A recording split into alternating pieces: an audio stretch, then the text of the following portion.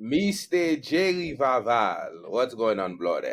JTG. What up, what up, what up, what up? Much. Let's welcome the audience to another episode of Giant Fundamentals, the podcast dedicated to empowering men by discussing the vital issues of mental health.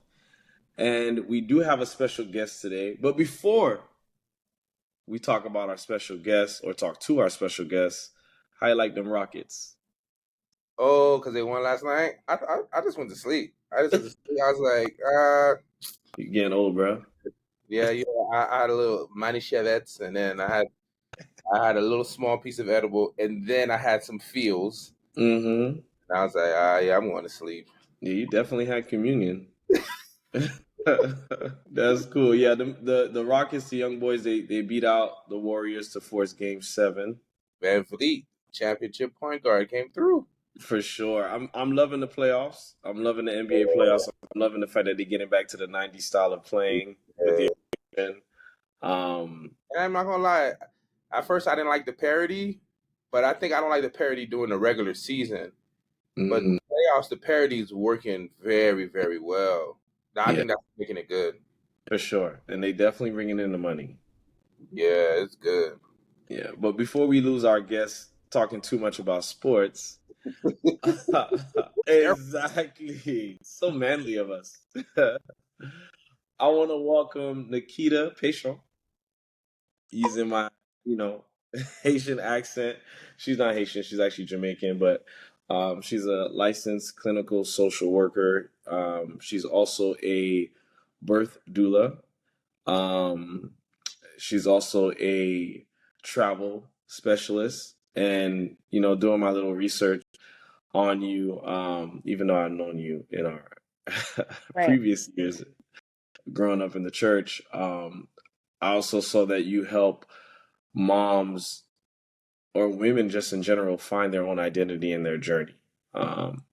So I definitely want to introduce you and welcome you to the show. And if you could give us a little bit about your story and how you got into the therapy space and just who you are as a person.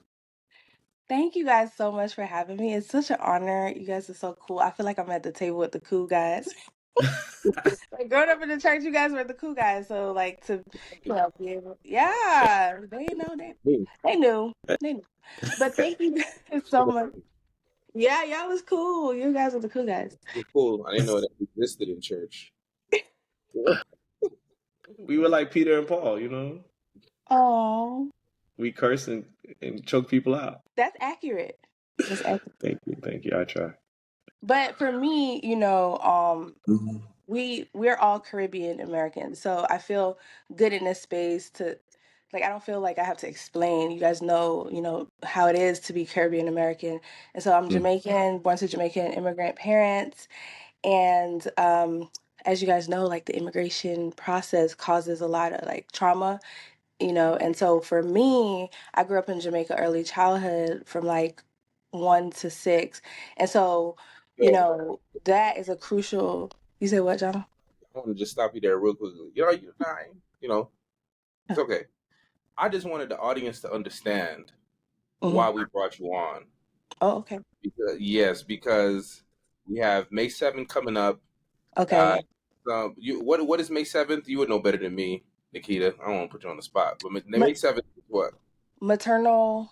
Yeah, Maternal Health Day. Yeah, it's Maternal Health Day. And seeing the fact that, you're a birth specialist, you're a doula, and you're a clinical therapist, I said, okay, let's get someone here. Let's get someone on here that can educate us men on what a woman is going through when it comes through the birth process. What are they experiencing? How should we be supporting and helping as well? Yes. And then on top of that, May 11th, 4 days later, is Mother's Day. So I just want you to know and the audience to know that this is a special episode because we don't bring people on all the time. Right. So you're probably like our 5th or 6th guest that we have on. Because you are not just a specialist, but you are special. Hey, let's go. Hey. I think, first of all, this is so special. And when you reached out to me, I was like, I wish if more men saw it this way, I honestly feel that moms wouldn't die at the rate that they're dying in those hospitals Deep. because yeah, like because if men are upset about something and if they're involved in their hands, I'm not saying men aren't involved in the maternal health space, No, but if yeah. more men were involved, were front and center with the women, then I think our mortality rates will go down. So I just think this is very special because I've been on a lot of podcasts and spoke a lot on this topic, and it's usually women Yeah, holding yeah. this conversation. It's not men. To that, what you just said? Can I say something to that? Yeah, When something's really good, I gotta cut you off because it's yeah. good. I love that. Do it. You- Yes. So I want to come to the defense of men and not in like, oh, Yeah. we just. Yeah. Here's the thing, right? Because this is something that we talk about on our podcast all the time. As men, when we don't understand something, a lot of times we go into a shell. It's like Mm, we in a space where it's like we're in a twilight zone. We don't know what to do. And this is why I wanted you to come on because when we are educated, when mm, we have information, now we can be able to move differently. We can move more confidently in a space that we're not used to. Because that's what it's really it really is for a lot of us. It's like, we were like, yeah, that's the only thing. I'm just here. mhm, We're mhm. doing that as a protective mechanism. It's because we feel insecure. We feel incompetent. You know what I mean? Yeah. Yeah. I feel that. So, hmm so, what kind of got you into that space? Because you was explaining like, you a lot of trauma through immigration, and you're growing with your family. So, like, what kind of got you from that space of? And I want you to allow you to tell your story as far as like going through the, being a licensed clinician over to then being a birth doula. Yeah. So, um, I came to Mississippi in 2017 and I gave birth to my daughter, my first child, in 2018. But while I was pregnant, I'm the type of person, I'm always researching. Like, I'm gonna be informed. And so while I was researching, like, what do I do? I realized, number one, the first thing I realized, I wanted to give birth unmedicated. So that's Mm, natural, vaginal and unmedicated. And so I realized I wanted to do that, but it was very scary. So I mm, think that's the first thing. The narrative around birth is very scary. It is the media makes it seem like this very traumatic, crazy thing, right? They're screaming, they're yelling, and so it. I already had that fear around birth, and so the first thing I wanted to do was, if I want to do this naturally, I like to say unmedicated, by the way. mm, Um, then I need to know what to do. I need to know who are the people who've done this before. And so on my journey doing that, I learned about Mississippi's birth rate. Mississippi is one of the worst states to give birth in. Black moms across the US are dying 4 times, 5 times more than white women. And it doesn't matter their education status, their socioeconomic status. Um, but I learned this statistic and it scared me. And so it made me research more. And I found out about doulas. And I was just researching and I was like, oh my God, can I afford a doula? And if it wasn't for a midwife, I'm gonna shout her out, Tony Hill in Mississippi. She's well known across the country. Um, who pushed me and say no. So there's doulas who would, do payment plans, like just educate me about my options. If it wasn't yeah. for her, I would have just gave up on a doula, and who knows what would have happened in Mississippi. And so I gave birth to my daughter. It was a beautiful birth. I birthed her at the hospital. I labored at home for most of the time, No medication. and no, no, no, all natural. So one of the other things is my doula was a hypnobirthing instructor. So I Whoa. took yeah. So hypnobirthing isn't like being hypnotized or anything. It's Oh, okay. really it's not like, oh, you're in this trance or anything. But what it does is it changes the narrative of birth. So one of the parts of how we change the narrative of birth is we change some phrase. We don't say what do we say? We don't say contractions. We say surges. So a Mm, surge, if you think of a surge, it's like a wave.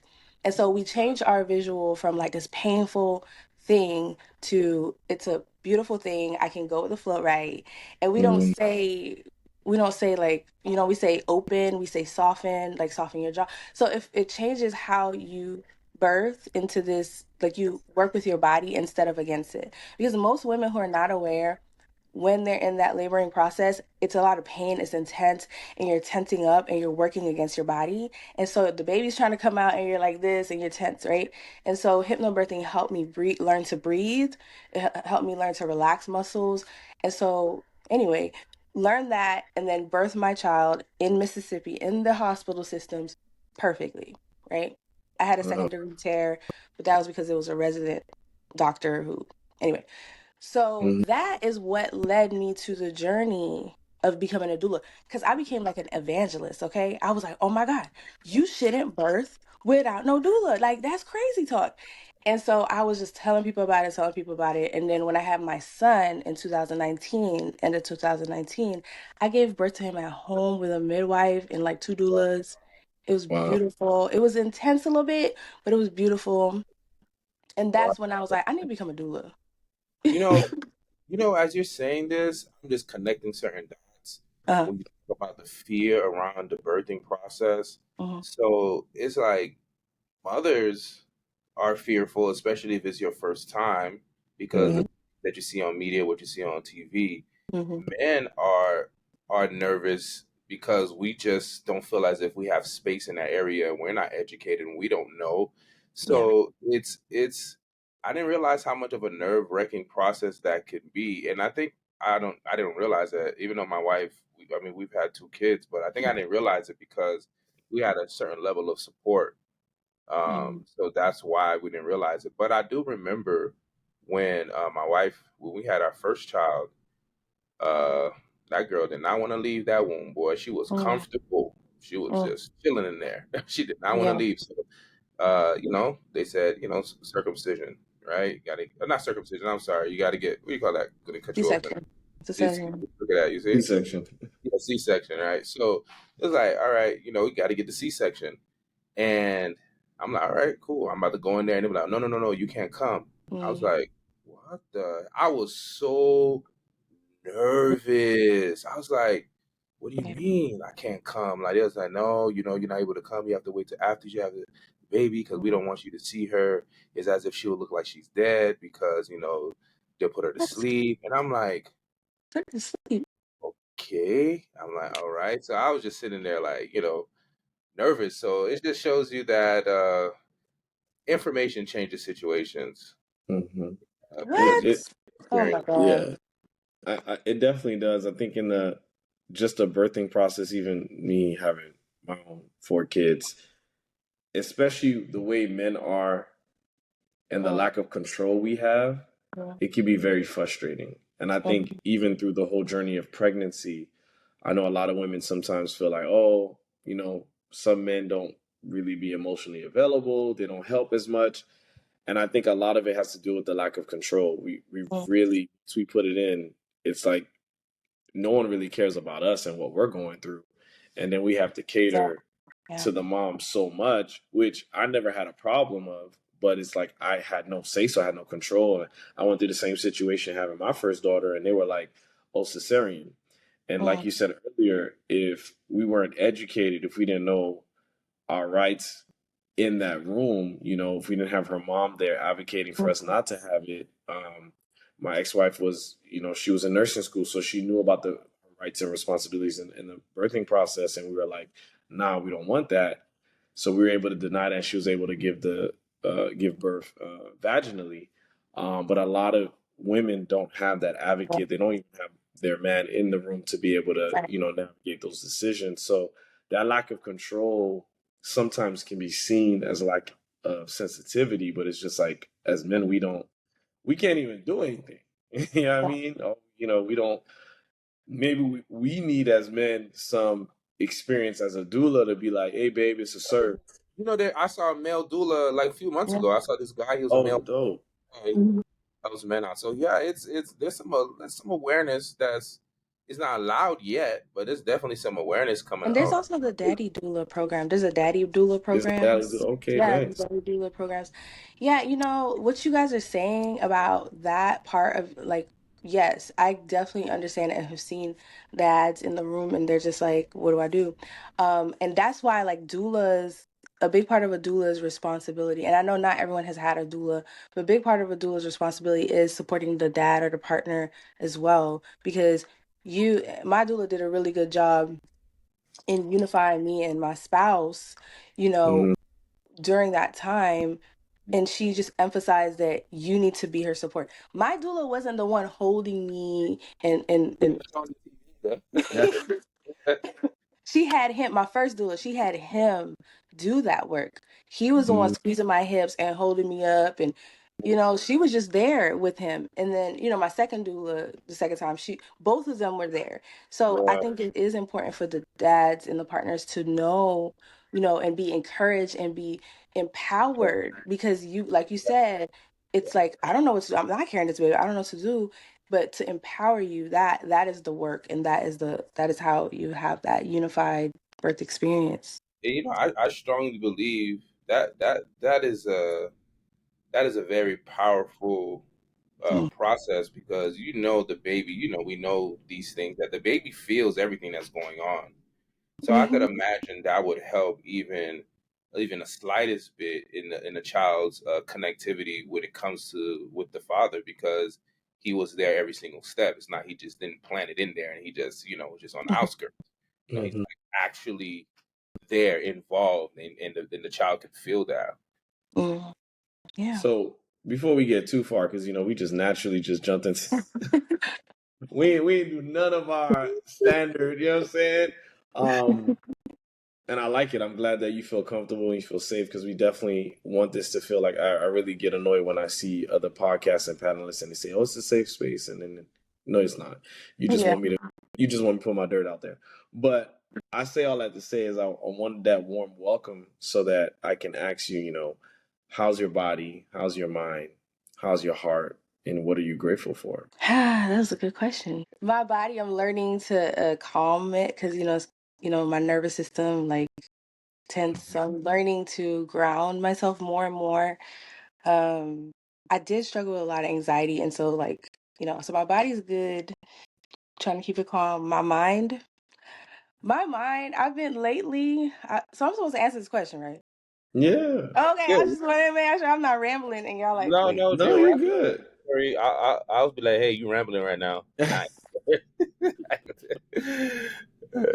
But my mind, it's in a better space. Like, I've been leaning into more positive beliefs, and like admiring myself the way I would admire people like you, or and my heart. Yes. My heart has been, the word is Sankofa. For those who don't know, Sankofa is a philosophy from the Akan people from Ghana that means go back and fetch it. And so the essence of that is like looking back, going back to the old traditions, the old wisdom to move us forward. And so I feel like my whole purpose, my soul mission is like Sankofa, looking back. That's why like people say I'm the cultural healer, the cultural keeper, because I'm constantly going back to like older traditions, older wisdom to move us forward. So that's where my heart is.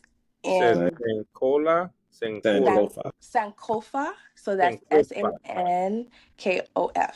Dang, Sankofa. I have some Ghanaian friends. I need to say that. Hey, Senkofa. Sankofa. And what are you grateful for? What is something that I'm grateful for a lot of things, but I'm grateful for my daughter, and my son. They like parenting them has been a big part of healing my inner child. So I'm grateful for, really cool kids. that's dope? How old are your Jono, kids? what's your giant gratitude Well, this I'm week? how old are your kids? How old are your 5 kids? and 7. My son is 5. His name's Aslan, and my daughter Majesty is 7. Aslan, does it have a meaning or something? Aslan, I think, means lion, and I Oh, believe turkey, some so baby language. It Simba, means huh? lion. Simba. His middle name is Selassie. So Mm. Oh, nice. Jerry, you asked me what's my gratitude. Gratitude, yeah. I need to start writing these things down, because I think about them during the week, We right? do it every week. Every week, right? Man, I think there's this book that I'm reading. I have to see. I said this in a previous podcast before. This Uh-huh. book that I'm reading, man, is really transforming the way that I think and the way that I'm showing up in life. What is it? The Untethered Soul: The Journey Beyond Yourself. And I'm thankful for it because it is confirming the journey that I'm on, this life journey. Because like I told you earlier, well, yeah, earlier in the week, because today is Saturday. Earlier in the week, like I've been reading the book more, and it's been confirming some of the conversations that we've been having. And the reason why I love this book so much, because Nikita, like you may not know, but I struggle with some severe anxiety, big time, right? So one of the things for me, when my anxiety is when I don't have control, because I do have OCPD, obsessive compulsive personality disorder. So control, perfectionism, timeliness, rigidity, that's my thing. Like it's like, and it's because of my anxiety. So this book is getting me comfortable with uncertainty. The opposition to control is uncertainty, and is getting me comfortable with uncertainty, and it's allowing me to see that uncertainty is not a bad thing. It's actually a great thing. This is how you build a life that you could be proud of. It's really through uncertainty. Yeah. So I'm really grateful for that, because it's like this is the year I turned 40. So I'm like, yo, there's a lot of stuff that's happening just in the last 4 months that is making me usher into my 40s, shedding a lot of self-limiting beliefs, shedding a lot of insecurities. And I'm like, oh, hey, we going a little bit too fast here, boy. This thing is it's like a lot at one time. But yeah, man, that's what I'm thankful for, this book that's really like making me comfortable with concepts that once made me afraid. So using a little sankofa, like Nikita said, looking back based on what you've been reading and what you're grateful for, looking back to the whole birthing process and when your wife was pregnant with your two kids, is there something that when you look back that you wish you could have done better, Uh, or would have liked to do better?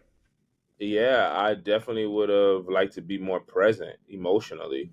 I didn't know. I mean, I was there. I went to the doctor's appointments. I remember going, yeah, but it's like I wasn't there at the same time. It's like I was living within myself. Like I'm present, but I just felt lost in that moment. So I wish I was just more emotionally involved. Nice. Well, my giant gratitude is over the week, just, and it's something you mentioned to me, Jono, a couple weeks ago, is just enjoy and learn and appreciate being on a winning team. All right. Um, and I use that gratitude relates to more of like my healthy relationships and connections that I have amongst friends, siblings, whoever, even coworkers. Just being present in that. I think a lot of times, I know growing up, especially Caribbean, ain't many healthy relationships that we could sit there that we witnessed, right? So in this stage of my life, just learning how to sit and be okay with having a healthy dynamic with people and even with women, just hey, like not even trying to pursue them, just having that healthy connection and just learn how to be on a winning team, you know. That way when the right person comes along, whether it be in friendship or romantic, I'm familiar with it. And that my nervous system is not crazy because this is not something that I'm used to. All right. Um, Now moving on to the next segment, which is our M&Ms. And Nikita, the spotlight is on you. Do you have any mental health music that you listen to, or a song that you listen to when you just need to be uplifted, or it just brings you to a special place, or it just means a lot to you? Yes, when Jono asked for that, I immediately knew and felt it in my soul. So the song is called Skankin' Sweet by Chronix, Chronix. Chronix. So Skankin', for those who don't know, in Jamaica, it's like dancing. And so like the olden days. So his song Skankin' Sweet, he's talking about, like, if you watch the music video, like it's a lot of people like going through different things, like different tragedies, maybe they lost someone or whatever. and then at the end of the day they're all dancing like in their house or wherever. And so the song says, "Skankin' sweet. Everybody want to feel irie, forget your troubles and rock with me." And so when I want to feel like if I'm overwhelmed and I want to feel like I want to forget my troubles and just, you know, realize that it could be worse and I can handle this. And even in our worst situations, we can handle it. We can do something about it. We will move on and we will carry on. And so that I love that song and it really speaks to my soul.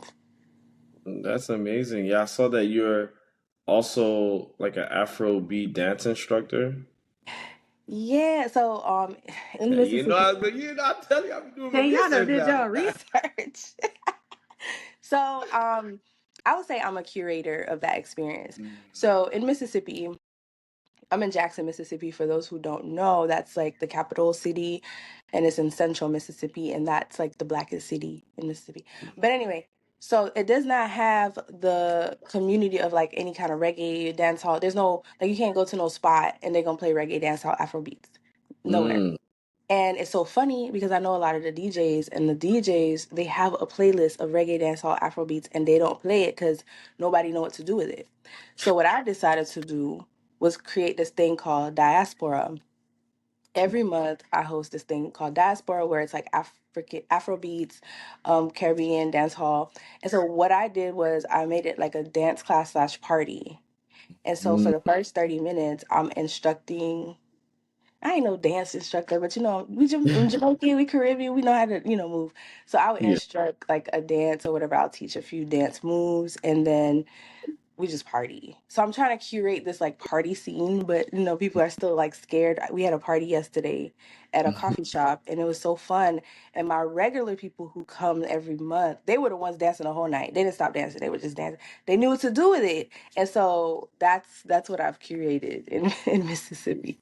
You had them skanking, I had them skanking sweet. Yeah. huh? That's awesome. So I I noticed that you mentioned a lot of like um spiritual traditions, like old school, like you talked about Shan Kofa from Ghana, I also saw that you're somewhat of a yogi, Mm. uh, right? And you do the Afro dance. Like, how has your open-mindedness in spirituality helped you when you dealt with, being a doula and helping your clients? Yeah. So one of the biggest things is we hold stories in our body, right? Um, we hold trauma in our bodies. And so when you see me doing like the yoga and the dance, it's because I've connected with the somatic healing. Um, as a therapist, we talk a lot about the mind and our thoughts, but we don't consider how much our body holds the trauma, the emotions. We don't connect to how does anxiety feel for you? Where does it feel? Where do you feel it?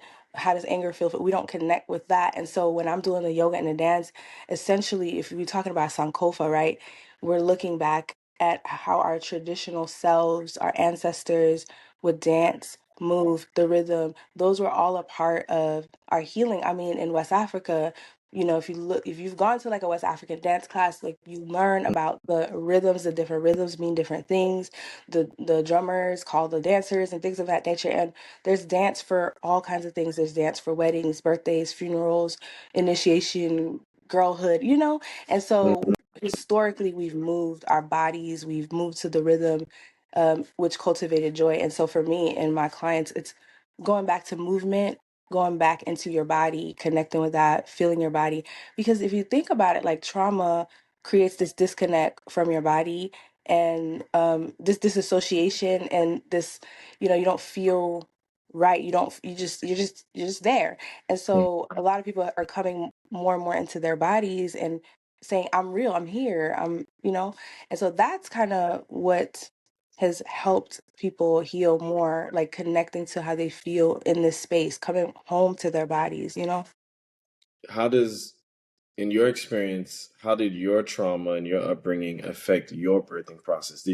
Looking back at it, did you see how your trauma through your life affected your body and your birthing process? Yeah. So we know that trauma, for especially for a lot of women, is stored in the hips, in the womb. And so this is something that's more spiritual because it's not something that the medical field is going to recognize anytime soon, or there's no tangible like tool to measure it. But like we understand epigenetics, right? And Yeah. we are seeing this line of um black women having fibroids, right? And the doctors don't know what to do with it. They tell you, oh, just cut it out or just leave it. And so we're, like that, we believe that that's a form of trauma. Like we're storing trauma in our womb. And so me, I've had period issues for a while. And I think that it's a lot of womb healing that needs to happen. But like, hip work, like we had to work on like opening our hips and things of that nature to help with, the birthing process. But as far as like trauma, I think I saw a lot of maybe generational trauma or colonialism or whatever, because my Mm-hmm. mom, I was trying to go back. So my grandmother birthed all her kids at home and breastfed them, right? But I felt that my mom, that generation, you know disconnected from that. I think they started to feel like, oh, that's kind of uncivilized. We have to be in the hospital, we have to give the formula. And so I was trying to birth naturally and breastfeed my daughter, and my mom was just like, what are you doing? So there was a lot of criticism and like, what you doing, she's starving. And it's like we forgot that babies Mm-hmm. were fed this way before That's formula.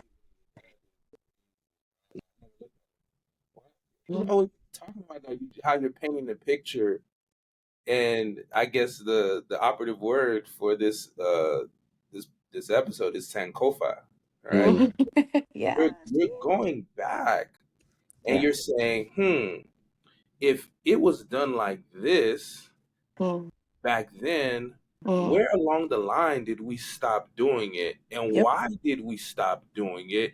Right. And what are the disadvantages that we have from stop doing it that way? Because Mm-hmm. like you said, Western culture, colonialism, just start Right. getting all these medicines and going to the hospital. The hospital, that's the biggest business in the Mm-hmm. country, right? So you're just thinking about all of that, and that form of doing it disconnected us from that bonding. And I'm thinking about the bonding with the mom and the child, the bonding with the mom and the dad. Like Mm-hmm. there's so many different things that have been cut off spiritually, Yeah. mentally, and emotionally because we stopped doing it that way. But it goes back to what we were saying, is because there's a lot of fear, a lot Mm-hmm. of uncertainty around the birthing process. So you just say, hey, okay, well, they say I have to do it this way. Okay, I'm just going to do so. You just blindly just trust the system because you don't have that education. And it's so crazy because a friend of mine recently just had a baby, and her doctor told her, hey, you need to get here at this time because if you don't, I'm going on vacation and you're going to have somebody else to do it for you. And what she was Mm. explaining to me was, she was like, when they give you a due date, you don't have to go on that day. It's Right. optional. I was like, really? She said, yeah, Yeah. you don't have to go when they tell you to go. That's just something that they're just telling you that you should do. But I said, but they make it seem as if you have to be there. She said, yeah, I know. And I'm like, Mm-hmm. see, Nikita, to what you were Because saying they want you to walk in there and they're gonna talk you into getting an induction. That's what they want. yeah, and More likely. it goes back to what you were saying earlier, is we have rights, Mm. but we're not even aware of the rights that we have. That's wild. So to add to that, Nikita, what are some key things as men we should know Mm. um, before walking into the emergency room? We should know emotionally while you're in labor. What are some things that you wish men knew more about to help in that birthing process? Yeah. So the first thing I would say is to have a birth plan.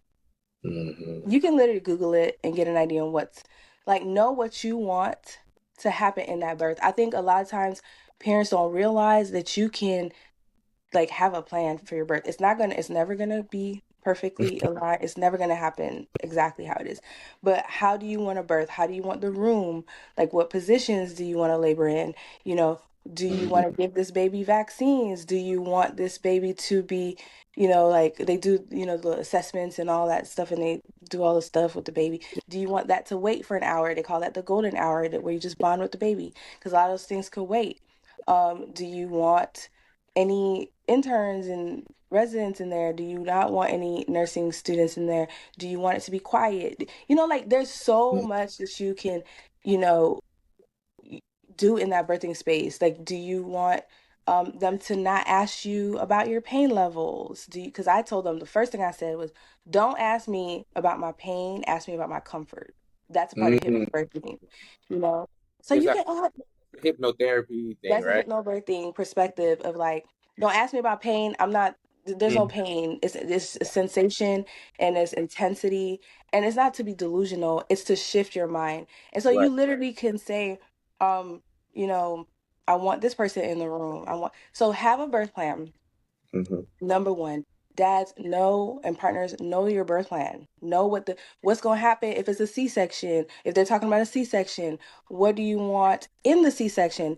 People don't realize this, but there's a family centered, I forgot what it's called. There's a family centered C-section process where you see, John, know how you said they kicked you out the room. They said you couldn't come. Like, I feel that if had you known, you probably could have like pushed back against that, had a conversation with a doctor and say, okay, in the event of a C-section, I want to be in that room, so y'all need to make it happen. Some hospitals have gone as far to like allow, the sheet that they put up while they're doing the C-section is usually blue and you can't see anything. Some families have gotten doctors to have a clear drape so that they can see everything. Yeah. So there's a lot of options. And yes, hospitals have their own policies. So that's why I would even go, if there are people who haven't had children yet, like research them hospitals and their policies, go on a tour, ask them questions, ask them the hard questions. What you're going to do if this happened? What you're going to do? There's something called, they monitor the baby, fetal monitoring. You can ask for intermittent fetal monitoring. Sometimes they want to keep you sitting in that bed with that thing hooked up, and it's not necessary. And they try to scare you. That's what they did with my daughter. They wanted me to stay in that bed with that thing. And I was like, no, I need to move around. I need to move my body. And so knowing all these things, having that birth plan can help to see if you're on page with that hospital, with that provider. And I would say, don't be afraid. If that provider is pushing back now, then in the hospital room, that provider might be like, I'm gonna steal the show. And so that's gonna be crucial, because in that hospital, in that laboring process, you're gonna then be the one to say, no, this is not what we want. This is how we wanted it, if you don't have a doula there with you. So that's one thing that you can do. No, that those are all amazing. Because look, I have 4 kids. By my fourth one, which we did you said unmedicated, Yeah. they were looking at us like, because we literally showed up Mm-hmm. and we could have had that baby in the lobby. And they were like, "What? I'm like, yeah, come on, like." But I Mm-hmm. already been through this. You know what I'm Yeah. saying? Like they were talking to me. I'm like, "Yo, I've been through this. Like, come on." The doctor's he don't need. I could deliver the baby. I could. I was like, I'm only doing. And the doctor really did. Like he made 10 grand for no reason, because he literally came in as the baby was coming out, and he was like, "Oh, everything's good." Like I was like, "They pay you for this?" I I was like, "Bruh." So to your point is like, because I knew every step, because hey, my wife at the time, she was occupied with the Mm-hmm. surgeons and the comfort level. So Mm-hmm. she don't got time to be navigating all the nurses, the student nurses, the backup doc. I'm there, I'm her advocate, I'm the man. And that's why I try to empower men and women to, your rights. Whoever's in the room with you, they're there to protect you and make sure, no, she didn't want this, she didn't want that. For example, she wanted to do it unmedicated, but towards the end, she was asking for medication. And I was like, nope, we said unmedicated. And then the nurses were like, she was yelling out the medication. So the nurses was like, how does she know the medication? I was like, she's a nurse. So then everybody, they started doing their job very well when they found out she was a nurse. But at the same time, because like you said, I knew the birthing plan. So I knew how to keep her on point or on plan with that. I wanted to ask you, during the pregnancy process, that 9 months, is there anything that you feel like men should be doing or be more aware of? Like, is there a way that we could, I don't know, I guess be more loving or helpful during that time frame? I know that's a difficult thing for us. And there's a lot of women, especially Black women. Women have this trauma with rest, and asking for help, like Black people in general, right? So Yeah. I would say have the conversation. Like, what do you need? What excuse me, like what do you need most? And try to, like, I think one of the issues women have with men, some men, I'm not gonna say all men, right, is like the initiative piece. And I understand from the Yeah. men's perspective, it's like, well, I don't know what to do. And so I Mhm. think having that conversation, like, this is what I do on a daily, weekly, and this is, write it out and have that conversation. And I think men just need to be intentional in being that support. I feel like a lot of women need a physical support, like doing things around the house or whatever. But as emotionally, I think like little things and like attachment, like what you guys were saying earlier about like that attachment bonding period with the baby, that starts early on. That starts in pregnancy. Like, obviously, talking, reading to the baby, but like checking in, like asking about their heart, body, and mind, and how they're Mhm. doing. I think just having conversations as often as possible, that's like gonna be crucial in supporting her emotionally. Okay. Just know it be tough for us. It's like asking y'all Mhm. what y'all want to eat. Y'all don't be knowing what the hell.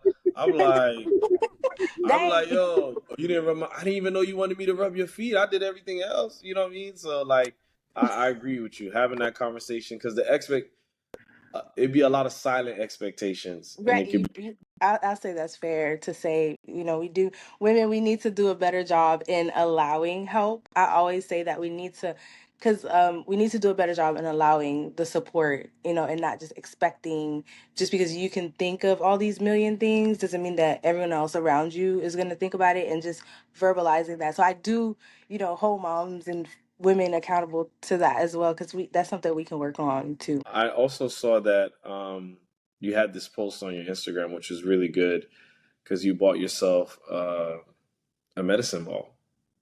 Are you sitting on it now? No.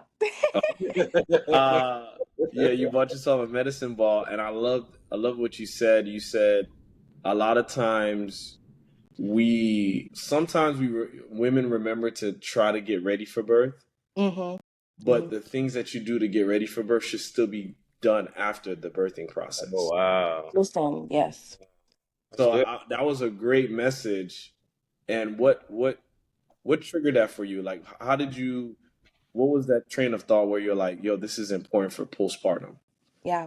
So we didn't discuss this, but I have actually been trained as a postpartum doula. So although I know a lot Mm, about birth, I've leaned in the more recent years in like postpartum work. And so I've been trained in the traditional Moroccan approach to postpartum care. And I learned so much about the correlation between postpartum care and your cycle as a woman. And so what we think is, oh, we really got to think about our womb when we're trying to have a baby, and after the baby, and after that or before that, our womb doesn't exist. It's like we just bleed every month and that's it. But no, it's a whole thing. It's a whole thing. I don't know if y'all heard of cycle syncing, no, but cycle syncing, there's different phases of your cycle. Hold on. no problem. My throat. You, There's different phases of your cycle. Like, it's not just your menstruation. Like, you have after your menstruation, you have what we call the follicular phase. That's Mhm. when hormones start to shift, and then you have your ovulation, and then you have your luteal before you. So those, like that, people think we're emotional, but we're literally going through waves every month. We never just, like, y'all have the same kind of 24 hours. We never have the same 24 hours week to week. And so I learned that because I had some womb issues where my period, I started getting dizzy a lot. And so I had to start healing my womb. Had to do things, and the things that I had to do were very similar to postpartum care. Like when Mhm. I had my period, it was like taking care of a postpartum mom. I had to wear like socks. I had to, be warm, eat warm foods, rest. It was like taking care of a postpartum mom. So I was like, there's a connection between caring for the woman, the female body in our Mm. womb, that is just very similar throughout, our whole life. It's not just pregnancy and postpartum. So as you're saying that, what comes to my mind, and you're the expert in this. You tell me what you think. Mm. Do you think that's something that moms should just be instilling in their daughters from the Yes. time that they're like 2, 3, 4 years old? Because that, because that what that sounds to me, it sounds like self care for the women. Like there's a specific Hey. type of self care for the woman. Mm. I know a lot of times we look at self care. Oh, do your hair, get the haircut, do your nails, Mm-hmm. massage. Mm-hmm. But self care is a lot deeper than that. It sounds like you're taking Mm-hmm. care of your soul, not just your body, Mm. but your soul as well. And it seems like for a woman, that's something that should be instilled from the time that they're little girls. Yes, because your little girl has a womb. It's Yeah. there. And we're talking about fibroids and stuff. Like my daughter is 7, but I massage her womb. I give her womb massages at Nice. 7. And I even affirmation and I still identify as Christian, but I still have this spiritual view of like essence and offering like this essence. Um in some spirituality it'd be like prayers over her womb or whatever, but Mm. like I do that for her because I honestly feel that, like y'all said, like the baby can feel what you feel. Your womb, I feel, can feel that energy. And so at 7 years old she knows about a period. At seven Mm-hmm. Mm. years old, how I found out about a period, I was watching, I forgot what it's called, it's with Megan Good and that light-skinned girl, something about Bayou, y'all probably Oh, know I it. know you're talking. Yeah, Some Bayou, yeah. it's a So movie. that movie is the first introduction to a period because a girl, it was like there was like a bloody pile or something, and I was like, "Mommy, what Mhm. is that?" And she didn't want to tell me. She was like, "It's something that happens when you." My mom never curses. That's the funny thing. People think all Oh Jamaicans say wow. bumba clock. I have never heard this woman in my 34 years say bumba clock. I've never heard it come out of her. Wow. But but her introduction to a period was very scary, very Mm. evasive. Like, I'll tell you when you're older. But my daughter, she know what a period is. She would know what a Mm. period is. I can ask her, what is a period? And she's like, this is something a woman goes through every month. She bleeds. Yeah. Got Why hide it? You know? Mm. exactly. Got to take care of that internal bassinet, right? That womb. So you said you do the Moroccan style of postpartum doulaship. So what led you to that French Montana way of postpartum? What? He's from Morocco. That's so yeah. Oh, I didn't know Yeah, that. he's not from Brooklyn, all right. He's He's from not the. from Harlem. From over there. I didn't know that. I was just but That's fine. what led me? I had a friend mentor who trains in that, and she shared her training, and through Instagram, I was like, oh my God, I want to do this training because it captured my attention because it's very physical. Like she teaches belly binding, which Mm. after birth and even during your period you can bind your belly, but after birth your What's muscles are that? looser. What is that belly Huh? button? What is that? So you Put take the wrap. yeah, you wrap your belly. It's a special cloth. It's not the waist trainers. Oh Yes. God, don't do that. Right. Don't, ladies, don't do that. Husbands, partners, don't let them do the waist trainer. You know that. But you bind your belly. Um, it's a certain kind of wrap, and so you bind your belly postpartum to help because your womb is shrinking, right? And so she taught that. She taught how to do the baths in the Moroccan baths. She taught the different teas, the foods that you want to give.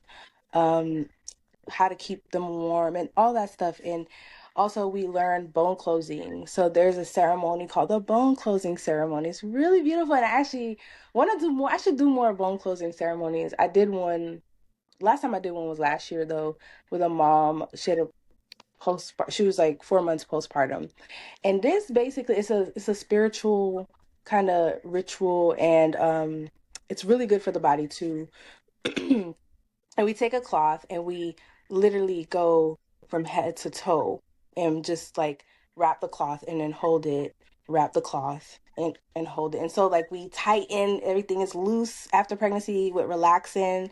So it's like we like tighten your body and just allow you to just like stay there and hold space for that experience. And like it's like a symbolic like closing the womb, closing the bones after birth. And so it's a beautiful experience. we got trained in that. We actually got to experience it ourselves, and it was an emotional experience. And so a lot of women are missing that emotional transition during That's postpartum. Yeah, no, yeah. it's very similar to the Haitian way of the birthing process because I've witnessed my ex-wife going through Mm. the bandaging, the shrinking of the womb. There's the steam baths. Or We the call beating it with the Yeah. leaves in the tub or the something. leaves in the tub, and then they beat them with the Oh, leaves, which is the spiritual yes. part because I like that part. It'll whoop a ass. And then, and then there's certain teas you have Yeah, to drink, and then there's certain foods there's yeah, certain foods you can't eat, you should eat yeah. to help you because you're also nourishing the baby as well as yourself. So Ex- the foods give you the energy to be yeah, able to give the right nutrients to the baby as well as you to heal. And there is it's almost like a even with the baths and the bone repairing process is like there's the shedding because they're still pushing out a lot of that blood and exactly. waste through their body. Nikita, I want to ask you this because I see that again. This episode, though we're talking about the birthing process and educating men on what that looks like, what they should look for, and just helping us. I feel like we're bridging the gap between men and women when it comes to birthing, right? Yeah. Mm, And we're looking back, Sankofa, right? yeah. What was it like originally? Because I know you said you always look back and culturally generations past. What did the birthing process look like back then? Like you said, step by Mm. step. What did it look like for us? I think that's a great question, but like Jerry, what you were talking about, how it was very closely aligned with like the Haitian community. Like in Nigeria, they have something similar to that. In Mm, China, they have their own thing. So if you really go back to a lot of cultures, you're gonna see very similar, like the foods. A lot of the cultures I talk to, like the Chinese culture, the Nigerian culture, they have specific warm foods. And so I think I can't answer that question specifically because it depends on your culture, and I don't know all the cultures. They all have their different, but there is a commonality amongst like rest for that mom, mm, community support, food, healing of the body. So all those things, the beating with the bush and the belly binding, that is all to care for your body so that your body can heal. Why is that important for our women's bodies to heal? Because if a mom is not well, how is she going to be strong and well for her kids? And then if the kids ain't well, society's not well, you know? And so it's very similar, just this mind, body, and community kind of approach to moms. In some cultures, like I think in the Chinese culture, they like do a little shut in for 40 days. Like, you mm. know, you not going outside. You Yeah, stay Haitians do inside. that too. You can't go you can't Yes. go outside. See? And that's important because, you need that time to heal. It's a spiritual thing too, it's an emotional thing too. And so in the westernized culture, they've totally stripped us from that. We go back to work at 6 weeks. You Oof. know, I know I've heard of moms, and this is crazy to me, go back to work at 2 weeks, four And, weeks. How do Yeah. you do that? Like you're Yeah. still, and so I wow. can't answer that to be a specific thing, but I know there is a commonality in those things, the mind, the body, and the community. So community is important, but in the westernized culture, we don't have no community. It's like, oh, okay, you gave birth, go back to work. That's right. Yeah. Yeah, So capitalism. yeah, Yeah. straight up. So let me ask you in is there anything that men can do to help with the postpartum part? Like after the baby's born, it's been about 4, 5, 6 months. Because I know women emotionally go through a lot of changes, right? Where they it's crazy almost, right? Like you're almost losing your mind. You can't believe you have a baby. Is there Mhm. anything that men can do to, I guess, help and support in that way? And before you answer, Mm. a lot of men go through their own version of postpartum too. I don't Yeah. think that gets talked enough about because I remember I'm like, Mm. oh, we gotta feed this little nigga. We got like it's a lot because it's Yeah, just it you is. for a long It's time. It's true. you and your girl, and then or your wife, Yeah, it's and then you true. got not. And you try to get it on the baby crying. You Yeah. trying to. Yeah. It's so much going. bro. And then she tired, and you tired of her being tired. Right. It's a lot. But I know as men, sometimes when it comes to self-care, we just have, it's easier for us to just do what we need to do. We could go play ball, we can hit up the fellas. And a lot of the times the women feel left out because you just left me home with the baby. Yeah. So that's why I'm asking, what are some things that we can do to be more aware and help while she's going through that transition?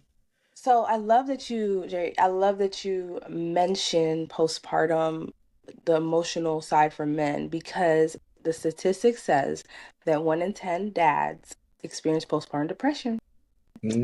So postpartum depression ain't just for moms, guys. Dads, y'all go Crazy. through it too. You just hit me with that, guys. To this point, I thought it was just all about moms. I was just thinking also, like, as we're talking, now I'm realizing, like, oh, like, this postpartum thing is a joint thing. It's not just the mom. It's like, even though the stats say 1 out of 10 men experience postpartum, I think as men we need to understand that if our women, our wives are going through this, we're a part of that as well. So I know we don't know what the heck to do, but I guess this is just getting the conversation started for us to really just have that level of understanding so we can show up differently. And I So think it's 1 in 10 because most men don't even know what it is or know Yeah. that they're going through it. So it's Yeah. yep, fact, statistics. Are fact. Yeah. Go ahead, That's a Nikita. good point. That's a good point that like it's probably even underreported Yeah. as well. So I think again, community, we are missing community, and community is important. If you look back, like we talked about, what did it look like before we got that disruption in our traditions? It looked like community. I think if we have more village people and things of that nature, I think it would definitely help because as the dad, as the partner, you also do need that support too, because you're doing a lot too. You know what I'm saying? And so this birthing process, the postpartum process, really should be a village thing. However, what's happening now, the village is still there. You just got to pay for it. So yes. It ain't the aunties. Aunties don't know what to do. Grandma don't know what to. My mom, I love my mama, but I think it's just the disconnect. She didn't. She came and she helped me, and that was my village. But as far as like the other things, she didn't know what to do. She just told me to feed the baby formula. I was like, no. But I cannot say my mom was not a help. She came. She came from Miami, to Mississippi, and y'all Oh, probably don't yeah, even know. that's a big sacrifice. Just leaving Miami to go to Miss. That's a Don't sacrifice. do Mississippi So like that. you didn't even I'm have just to, saying. you didn't have to ask her for me anymore after that. She got on the plane to go to Mississippi. She got on a plane to come to Mississippi, y'all. Yeah, He used the yeah, underground. from Miami. So that was my mini village. She stayed for 2 weeks, and so her coming. Oh my God, I'm so grateful for that. Her coming and just being able to do laundry or be able to hold a baby while I slept or whatever. That's important too. And I'm grateful that my mom came because I literally didn't have anyone. I don't have no family here, so I had to pay for the doula as well to help me. And so I think you guys also need the support to support mama. And so like I think again going back to having an understanding, like people don't plan out their postpartum experience. They just think it's the birth and that's it, and then the postpartum Crazy. experience you're kind of lost. You're like, oh, what do I do now? That's crazy. That is definitely crazy. This was very informative. This Yeah. was like so much information was given. I know when my daughters now, when they have their menstrual, I'm gonna say, babe, how's your surges? You know, you know, I'm gonna rub their stomachs a little bit more. I know they're gonna probably look at me weird, but it's all good. Um, I do have a couple of like hot seat Before you questions. get to those hot seat questions, Yes, I just want to be ultra honest. I want to be ultra transparent. let's Okay. go. Up until this episode right now, I did not truly understand the definition of postpartum. Mm. I thought, you know what I thought? I thought postpartum. I didn't. Well, let me back up.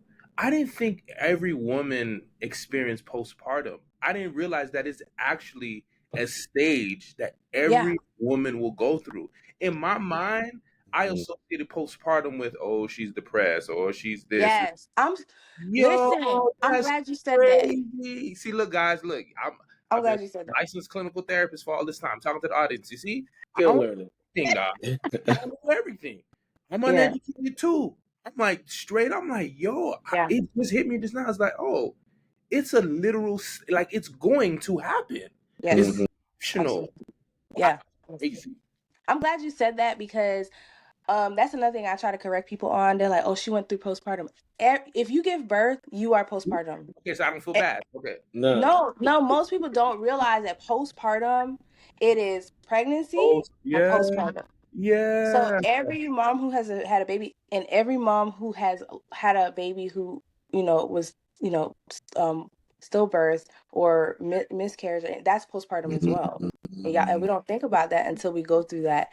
And so postpartum is after birth, and so it's where it's a stage where you are. It isn't a mental health thing, you know. Mm. If I'm So postpartum, and that's what people do, they use the term postpartum to describe depression. Right. No, I'm postpartum because I just had a baby. I don't have to have a mental health or depression. So yeah, that's good that you pointed that out. I'm glad you and then did. now when they say, man, she going through postpartum, nigga, you too. You Yeah, 1 in 10. That's good. You That's got that good. too, dog. I That's love the good. fact that we could, because I always have this thing where I say women are emotionally selfish, and they always get when I say it, and that's because a lot of times, and when I say that comment, it's to show that a lot of the emotions get placed, or it seems like the women are okay to feel those things, like, oh, that's just a woman emotion. But no, men, we feel those same things too. We just don't. Right. Mhm. We don't know how to define it. I didn't even know what it was. I just said I remember going through something similar. I just didn't know that it was just a stage that I was going through too, as well. So I definitely thank you for enlightening us with Mhm. that. Um, the two hot seat questions that I had was, the first one is, who is or who was the most influential man in your life? My grandfather. It's what's today? On May 1st, it was the 99th birthday. His birthday. Yeah, he was Wow. 99, but he passed away in 2005. But Mhm. 99 years ago, my grandfather was born, and this man, like, I'm sure he wasn't a perfect man, but like, I was raised early childhood in Jamaica from like before 1 to 6, and I was with my grandma and grandpa, and my grandpa was outside, my grandma was inside. And so my Mm, grandpa worked on, like, he was called a tire man in Jamaica. And so, like, he worked on tires. That's what he did. And I was outside there, the only one outside there talking to him the whole time, walking around with mm, him. And he was just such a gentle soul.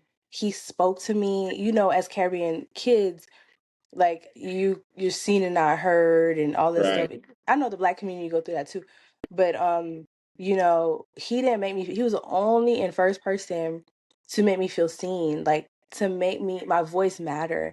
Like, I would ask him a question while he's working, like, what does that mean? What does that do? He never like shoo me away like everybody else. He was like, yeah, he Mm, talked to me. So my grandfather, oh my God, I feel like my drive for doing what I want to do and making impact and building wealth and stuff is because of him. I mean, his house is still standing 20 years after his death. We still have mm. his house. And so, oh my God, my grandfather, I could talk about him all day, but my grandfather, I wish he was here and I wish he met my daughter. But yeah. No, man. No, I honestly believe he's still watching over you, and Yeah.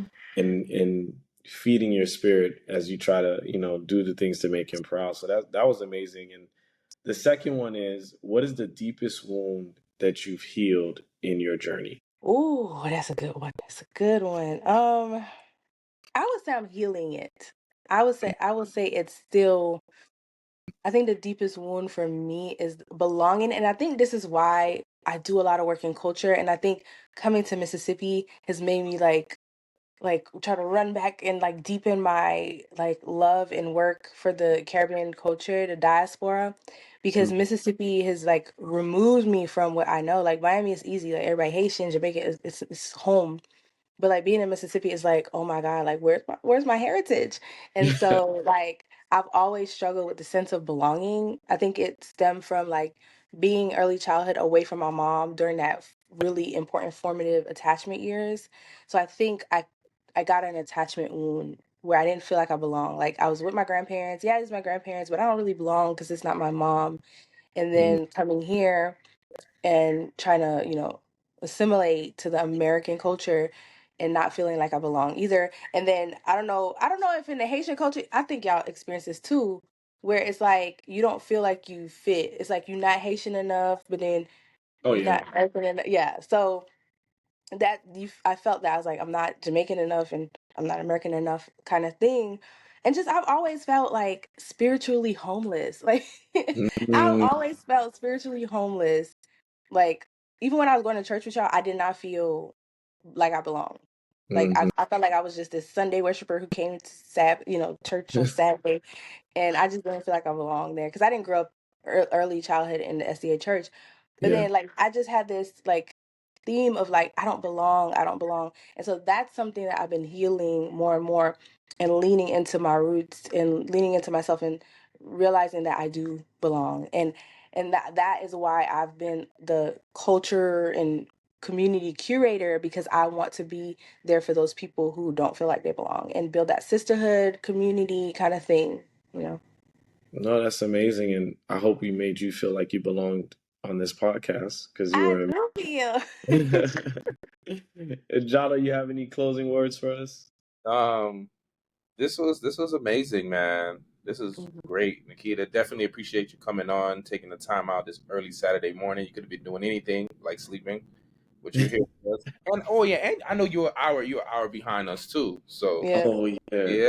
yeah. But this was great because I believe as men, as you're talking about belonging or not feeling like you belong, I think Mhm. all of us in some shape or form feel Right. that way in certain areas. Like for men, this is an area, the birthing process, postpartum, are areas Mm. where we feel as if we don't belong. Like we don't have Yes. space there. We don't even think about it in a way where we're just as important in the Mm. process, just as important as the mom, right? We are Mm. we are a vital piece in this process. So thank you so much for shedding light on that, for dropping the gems that you've dropped, for your transparency and your vulnerability.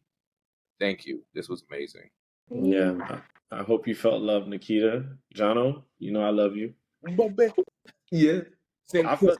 felt Kofa is in me. I Thank love y'all so much. Thank y'all so much for it. having me. I did feel very welcome, very like, I know we hadn't talked in years, but it felt like real natural. And so thank you for the space. Thank you for what you're doing.